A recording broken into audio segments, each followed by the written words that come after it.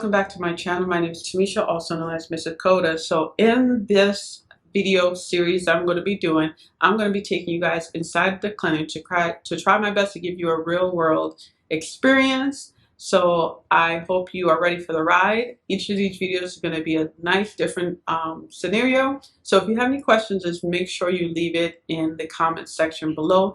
Don't forget to subscribe. If you want more videos like this, just let me know. I will do my best to make it happen for you.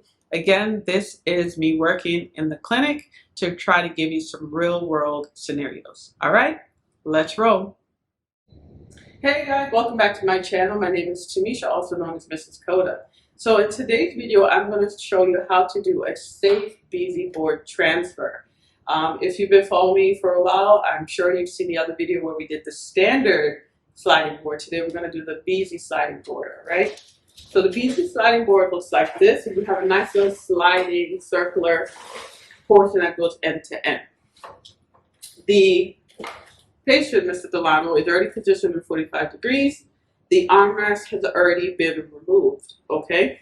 So what I'm going to do is I'm going to support him with the Beasy board going underneath his bump. So Mr. Delano, what I'm going to have you do, I'm going to have you shift your weight to your right. So you're going to shift and you're going to lift for me. Okay? All right. Now, sometimes you may need to help someone a little bit more that is obese or may just have struggle shifting their weight. But just for video purposes, we're going to just go through a smooth transfer here, okay? Now, if you notice, the board is kind of elevated. That means that the mat is a little bit too high. So what I'm going to do, I'm going to bring it down so we're more on an even surface, or with the mat being slightly below the wheelchair.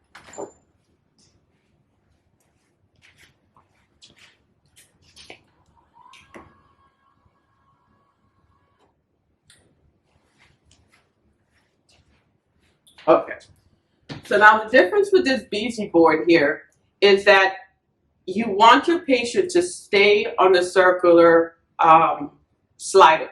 We don't want them to come off of that, because if they come off of that, that's going to make it even more of a challenge. And trust me, it's happened to me before in the clinic and it was not pretty.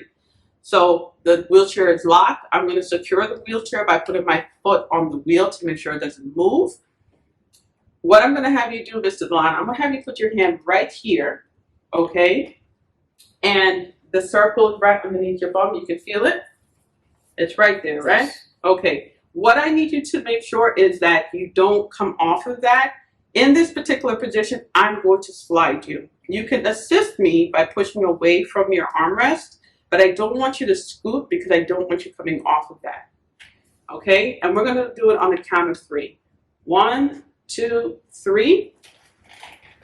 Good. Now you're going to move your arm slightly away to the mat, and we're going to continue to slide. Good. Okay.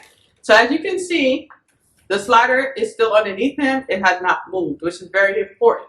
That's going to make your life so much easier, because I've seen where people are doing this and the slider is still there and they're stuck in the middle. Okay.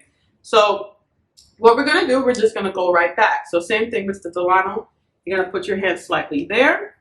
I'm holding him by his gait belt. You're going to push away from the mat. You're going to move your hand to the armrest and keep on sliding. Now, I'm letting go and I'm just watching him.